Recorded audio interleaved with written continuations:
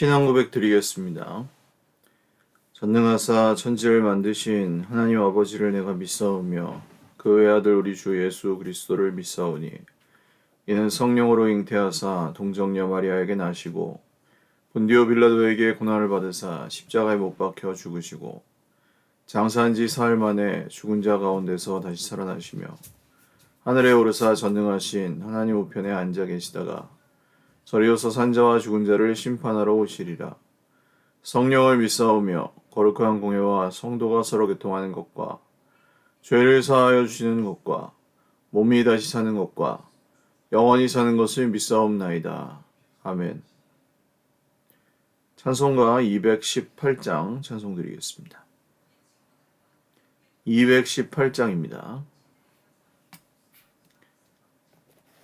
내 맘과 정성을 다하여서 주 너의 하나님을 사랑하라. 내 몸을 아끼고 사랑하듯 형제와 이웃을 사랑하라. 주께서 우리에게 명하시니 그 명령 따라서 살아가리. 널 미워 해치는 원수라도 언제나 너그럽게 사랑하라. 널 핍박하는 자 위에서도 신실한 마음으로 복을 빌라. 주께서 우리에게 명하시니 그 명령 따라서 살아가리.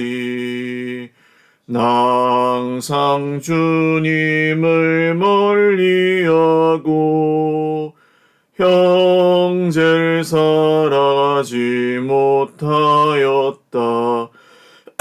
이러한 죄인을 사랑하사 주께서 몸 버려 죽으셨다.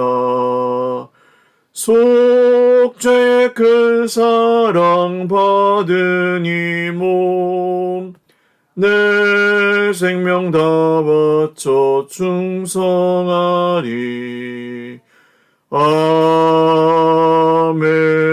아멘. 하나님 말씀 열왕기하 17장 24절에 41절입니다.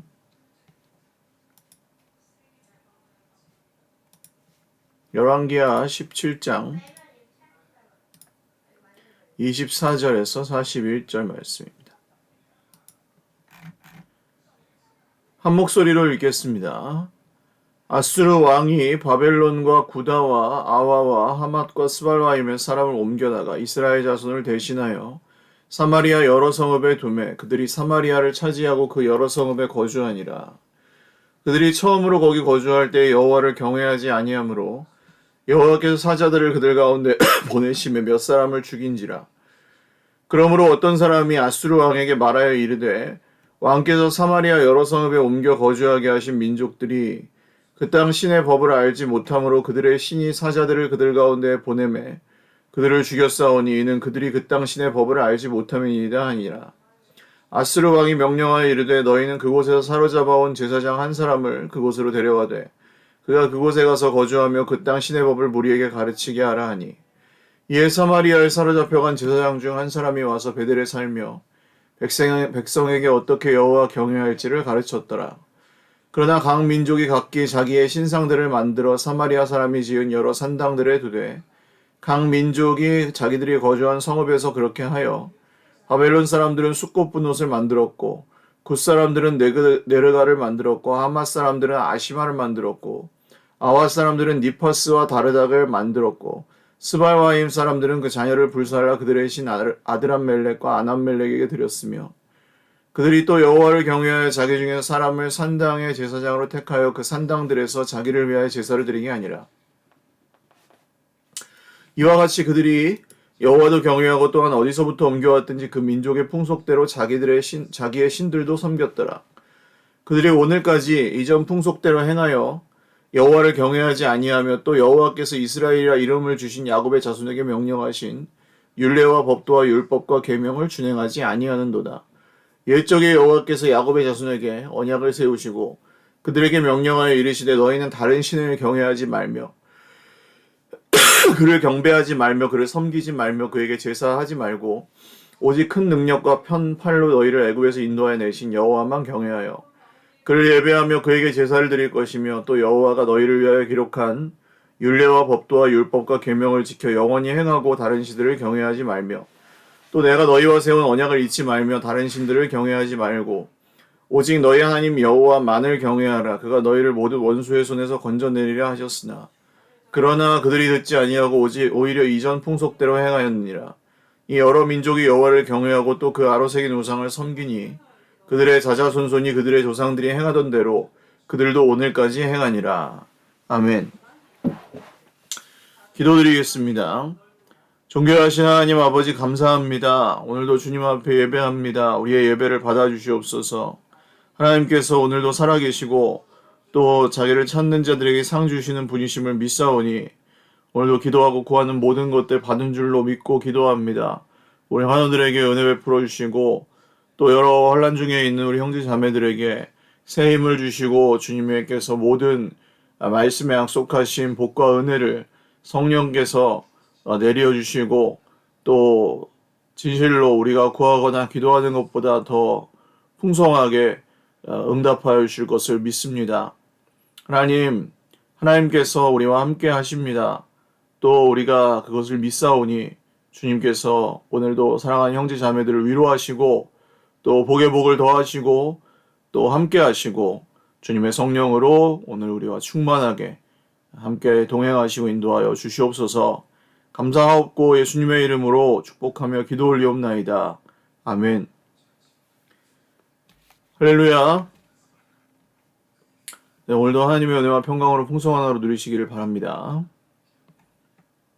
북이스라엘 멸망의 이야기가 계속 24절부터 마지막 절까지 이어지고 있습니다.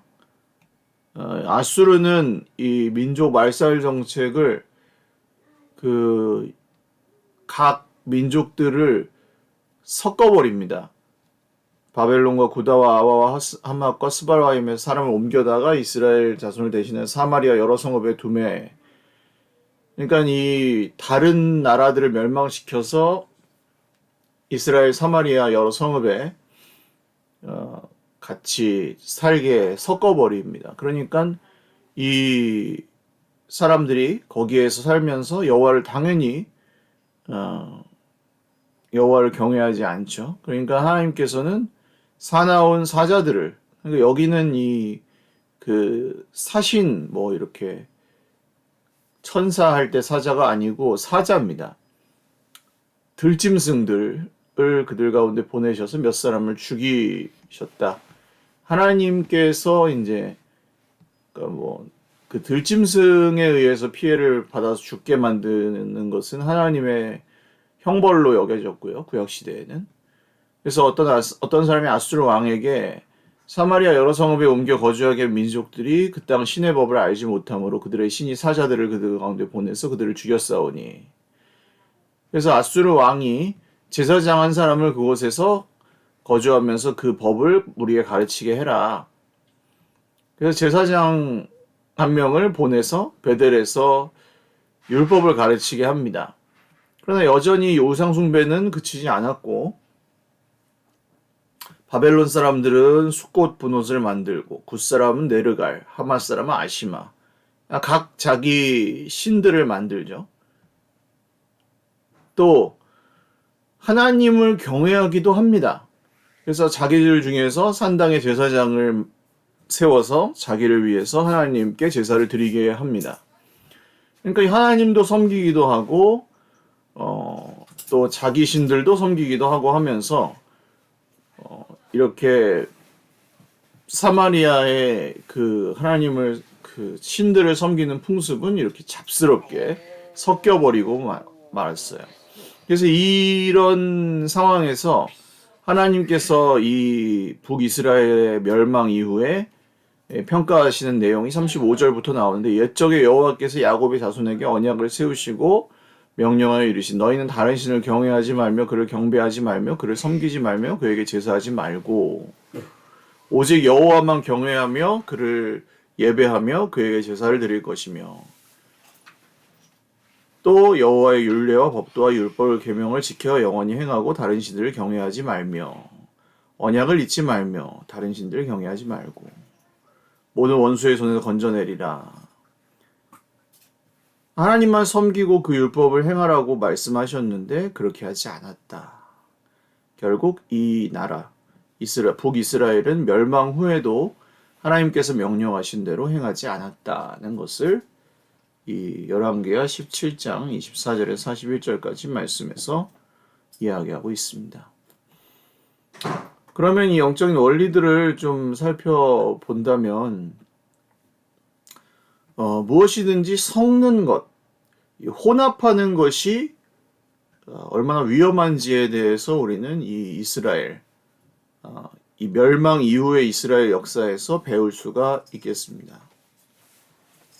처음에는 이 섞이는 것에 대해서는 처음에는 조금 그것을 이렇게 유연하게 세상에서도 괜찮고 교회에서도 괜찮고 믿음의 사람들이 이렇게 세상 사람들과 잘 어울리고 이런 긍정적인 측면 같은 것도 볼 수가 있겠죠.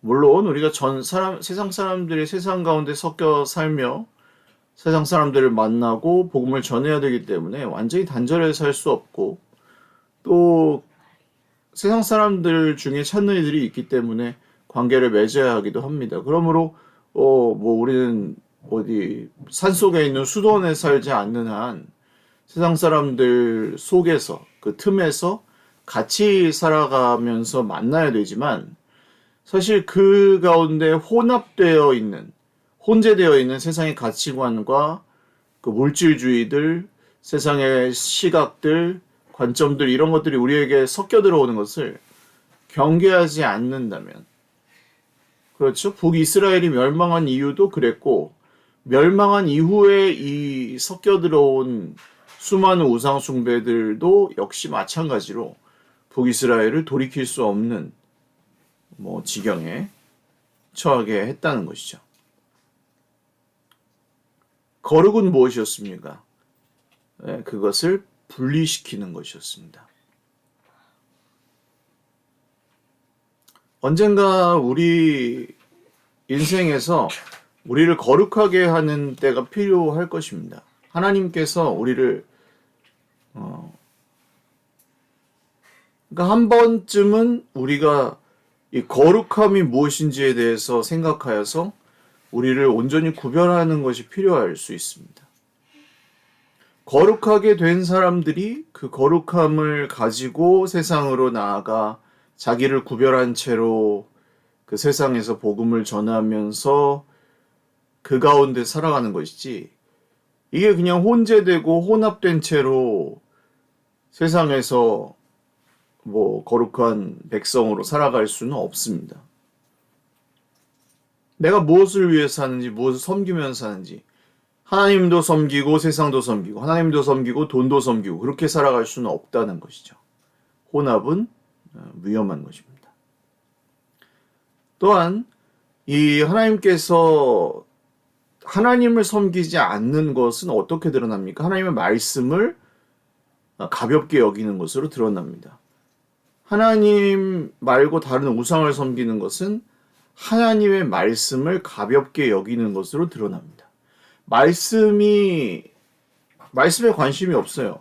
말씀을 순종하지 않아요. 말씀을 몰라요. 말씀을 따르지 않아요. 말씀을 묵상하지 않아요. 말씀 듣지 않아요. 말씀을 전하는 사람을 가볍게 여겨요. 말씀을 전하는 사람은 존경하지 않아요. 말씀을 전하는 사람 섬기지 않아요. 똑같습니다. 말씀을 전하는 태도, 말씀을 대하는 태도와 말씀을 전하는 사람을 대하는 태도가 같아요. 말씀을 대하는 태도와 그 말씀을 주시는 하나님을 대하는 태도는 같아요, 사실. 그러니까 말씀을 듣지 않으면서 하나님을 사랑할 수 없습니다. 말씀을 묵상하지 않으면서 하나님을 닮아갈 수 없고 하나님을 알아갈 수 없습니다. 말씀이신 예수님을 믿지 않으면서 구원을 받을 수 없듯이 하나님을 믿는다고 하면서 말씀을 믿지 않을 수는 없습니다. 그래서 이 하나님을 섬기는 것과 말씀을 순종하는 것은 같이 갔던 것이죠.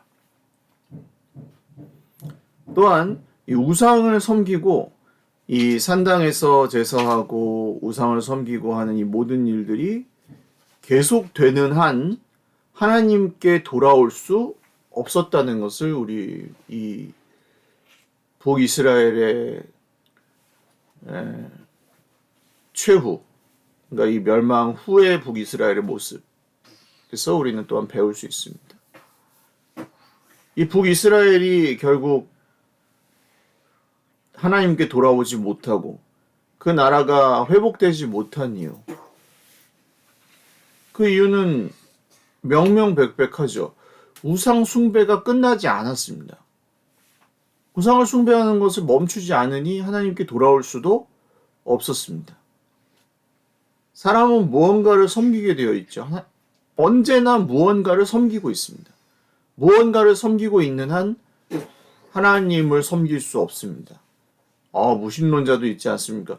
무신론자는 신이 없다는 그 사실, 자기의 신념을 섬기고 있죠.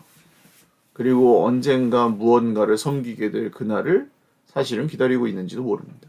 하나님을 섬기지 않는 한 인간은 무언가를 의지한다는 거죠. 자기 자신을 의지하든 돈을 의지하든 무언가를 의지하고 섬기고 있습니다. 그리고 그것을 의지하는 한 하나님을 의지하며 살 수는 없습니다.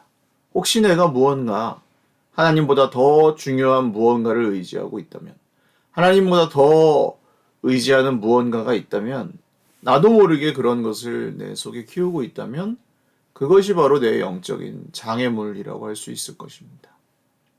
말씀을 정리합니다. 이스라엘의 멸망은 우상숭배로부터 비롯되었습니다. 혼합하는 것, 섞어버리는 것, 이것이 문제였고 이스라엘의 처음 시작의 문제였고 마지막까지도 문제였습니다. 우리 인생에 하나님과 겸하여 섬길 수 있는 것은 아무것도 없습니다. 섞지 마십시오. 두 번째로 하나님을 섬기는 것은 하나님의 말씀을 순종하는 것과 밀접한 관계가 있습니다. 말씀을 순종하지 않으면서 하나님을 섬길 수는 없습니다. 내가 지금 말씀을 대하는 태도, 말씀에 얼마나 관심을 가지고 있는지, 말씀을 얼마나 사랑하는지는 하나님을 섬기는 태도와 동일하다고 보셔야 합니다. 마지막으로 하나님께 돌아오기 위해서는 우상을 버려야 한다는 것. 내가 하나님보다 조금 더 중요하게 생각하는 것, 하나님보다 내가 더 사랑하는 것, 그것이 무엇인지 사실 다른 사람이 모를지 몰라도 나 자신은 알고 있습니다. 그것을 알고 있고 자각하고 계신다면 거기서 떠나고 거기서 멀어져야만 하나님을 섬길 수 있습니다. 오늘 이 말씀이 멸망한 이스라엘 백성들에게도, 멸망한 이스라엘 나라에서도 해결이 안 됐다는 사실을 꼭 기억하십시오. 벌을 받아도, 나라가 망해도 해결이 안 됐단 말이에요. 그러니까 어떤 분들은 하나님께서 내가 잘못해서 벌을 주시는구나, 돌아오라고 벌을 주시는, 벌을 주셔도 안 돌아온다니까요. 그게 이스라엘의 현 주소였고, 돌아오라고 벌을 주시고 잘못해서 벌을 주신다고 착각하지 마십시오. 그래도 안 돌아오는 게 인간이에요.